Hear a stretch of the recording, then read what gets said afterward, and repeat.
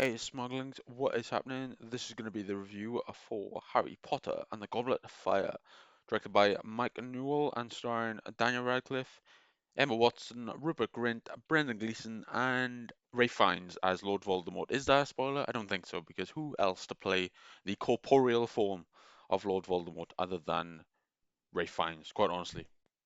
Now, in this film, we got a new director. So we got Mike Newell, and he is known for Donnie Brasco and the Guernsey Literary and Potato Peel Pie Society. Two very good films.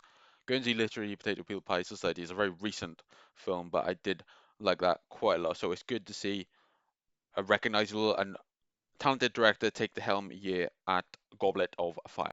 In this film, Harry Potter is resuming his fourth year at the Wizarding School of Hogwarts, and this time around, we're having the Triwizard Tournament. This big event is happening at the school, which means that we get a visit from multiple different schools, including Durmstrang and Beauxbaton, coming to the school to take part in this big competition that is happening here. So it's very cool to see interaction with the other schools, and it does expand the world quite a lot. So it is very nice to see that, and unfortunately, Harry's name has been put into the Goblet of Fire against his will. He did not do it, but if the name is spat out of the Goblet of Fire, the goblet's word is gospel, so Harry must take part in the Goblet of Fire, and that is that. It must be done.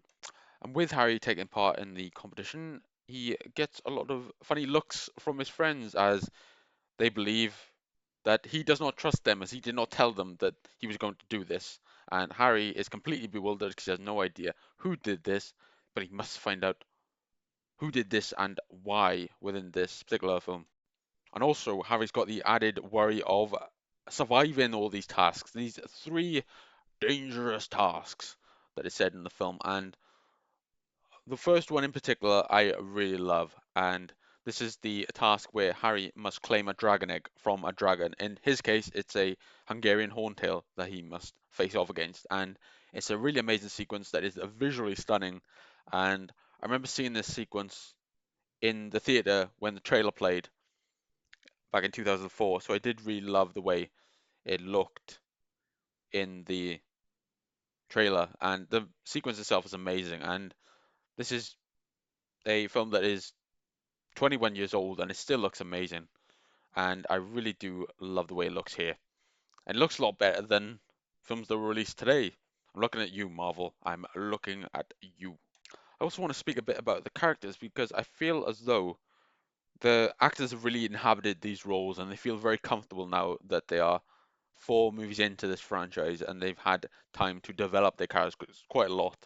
So I did really like seeing that. And we see Harry become a different person in this film and expand his personality because he becomes more confident, a little cocky in certain sequences, particularly when he gets the dragon egg from the first task.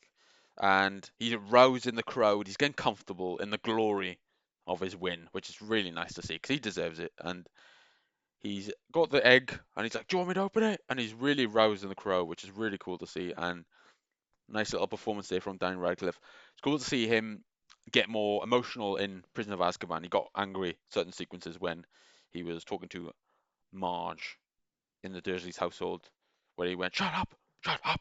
And then we also saw him get angry when he found out that the person that is his godfather was instrumental in aiding the elimination of his parents. So that was a very cool to see, and Daniel Radcliffe continues to do a great job as Harry Potter here. Also want to mention Ron as well. Rupert Grint playing Ron is very good here, and he's got some great comedic lines and comedic timing in this film. And I particularly love at the end of the second task where he rescues the sister Fleur Delacour, and she is kissing him on the cheek, and he goes, "Merci." And he's just got a really great way of delivering that line, and I loved seeing Rupert Grint get really comfortable with the way he played Ronald Weasley here. And of course, you've got Emma Watson as Hermione Granger, and she does a really good job here as well. And you see her become more confident as well because she initially started as this bookworm, essentially, this person that was a big outsider, and now she's part of this trio, and she has her friends, and she's become more integrated into a group, which is nice to see. So she does a really nice job here, and it was great to see her here as well to form the whole of the trio. I will say another one of my favorite sequences within the film is the third task within the maze. I thought that was an amazing sequence, and you see Mike Newell play around with his skills as a director here because there's a lot of warped perspective and there's a bit of Dutch angles in this particular scene. So I thought that was really cool and it's very inventive and experimental. It's not something we've seen a lot in Harry Potter films before, so it was cool to see a different style take place in the Harry Potter universe. Man, there was a smooth transition, no awkward pauses at all.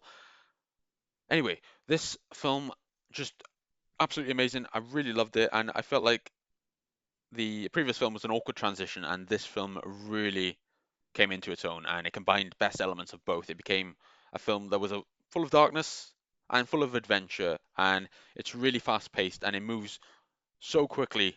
And even though it's the longest Harry Potter film, you don't feel that at all. And I really loved the way this film felt, and you got that emotional heft that you don't have in Prison of Azkaban. I felt like the emotion is more well done here, and you spend more time with the characters, and particularly the death of Cedric Diggory. I think that was a very emotionally impactful scene. So it was very sad to see that, but it did affect you emotionally. It meant you were invested in the characters, which was very cool.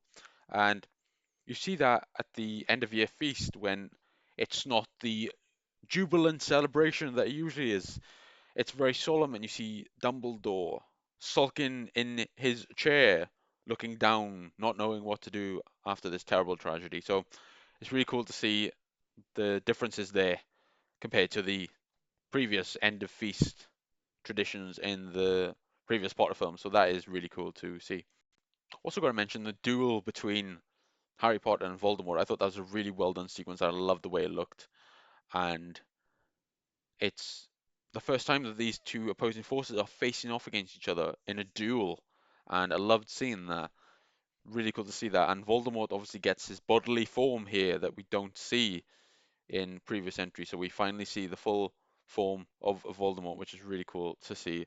And I think Ray Fiennes did an amazing job here, and obviously we'll see a lot more of him throughout the series as he is now the permanent actor that plays Voldemort in the succeeding sequels. So that is very cool to see. I did really feel that the previous film was this awkward transition, and I just felt as though this film really succeeded in the way that it was more confident and self-assured and not mired by like loyalty to the previous entries. Quite honestly, I felt like it was really developing a character of its own. So I like that quite a lot, and I think this is such a great film and one of the best Harry Potter films. And I can't wait to see the other sequels now after seeing this one because this one's really excited and reinvigorated my enjoyment of watching these films. As much as I adore them, I always thought Goblet of Fire was one of the weakest ones, but I don't think that at all now. And it just makes me really excited to see the succeeding sequel. So I'm very, very happy about that. One thing I want to quickly mention is of Dumbledore and Michael Gambon's performance as Dumbledore. And I do like him quite a lot as Dumbledore. But why is he Irish suddenly? Why did he become Irish? I don't quite understand that. And I know he became the character in the previous entry, Prison of Azkaban, but why is he suddenly Irish? And he's a lot worse tempered in this particular film as well, which I'm not a massive fan of. I want Dumbledore to be more controlled as a person and a more warm figure. But his temper is fucking crazy in this film. Did you put your name in the Goblet of Fire? And he's very high-tempered, and I'm not a massive fan of that.